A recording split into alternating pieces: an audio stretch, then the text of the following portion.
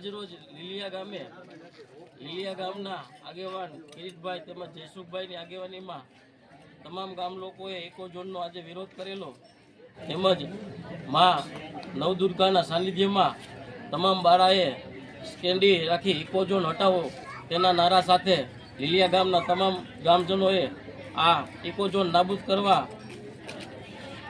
વિનંતી કરેલ છે સરકારને કે જે ઇકો ઝોન આ લગાડેલ છે એ ઇકો ઝોનને હટાવવામાં આવે। માની લો કે તમારો ધોવાણ થઈ ગયું, પારો તૂટી ગયો વરસાદમાં, અને ઈ પારામાં તમારે 2 ઊંડા ધોડ નાખવી છે તો ફોરેસ્ટની મંજૂરી લેવી પડશે। ધોડના તમે માલિક રહેવો નહીં, જમીન તો તમારી ગઈ, ગામ ગયું, ખેતર ગયા, જ્યાં પતરા છે ત્યાં પતરા જ રહેશે, જ્યાં નળિયા છે ત્યાં નળિયા જ રહેશે। જિંદગીમાં ક્યારેય ત્યાં સ્લેબ નહીં ભરી હોય। એટલે આવા ખૂબ અઘરા કાયદાઓ નાખ્યા છે। સૂર્યોદયથી સૂર્યાસ્તના કાયદા છે। રાત્રે વાડીએ જવું હોય છે તો હાલીને જઈ શકશો, બાઇક લઈને નહીં જઈ શકો, મોટરસાયકલ નહીં જાય। તમારી વાડીએ 6 વાગ્યા પછી કોઈ મહેમાન હશે તો તમને દંડ લાગશે।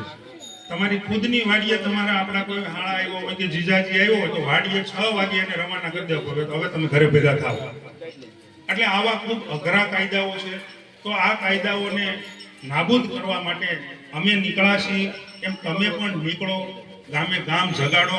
માની લો જે ગામ નથી આવ્યા, 9.5 કિલોમીટર સુધી ગામ આવ્યા છે, 9.5 કિલોમીટર પછી નથી આવ્યા, કે જો આમાં કાયદો લાગી ગયો ને તો આવતી વખતે મોટા કોરડા પણ આમાં ઇકો ઝોનમાં હશે, ત્યાં સુધી આ લોકો આવરી લેશે।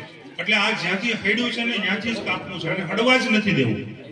આપણું ગીરમાં એક હસનાપુર ગામ છે, વિસાવદરથી આગળ, તમને કોઈને ખબર 75-77 વર્ષ આઝાદીના ત્યાં ઇકો ઝોનમાં છે, હજી ત્યાં લાઇટ નથી। હાલની તારીખમાં જેને જોવું હોય હસનાપુરમાં હજુ ખેતીવાડીમાં લાઇટ નથી, હજી લોકો મશીનથી જ ખેતી કરે છે। આપણી પોઝિશન આ આવવાની છે। જો ઇકો ઝોન લાગી ગયું ને તો આ પોઝિશન આવશે।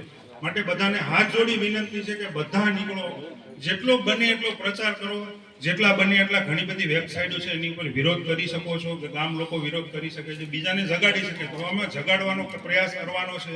196 ગામ જો રોડ ઉપર આવી જશે ને તો આના બાપને પાછું વળવું પડશે।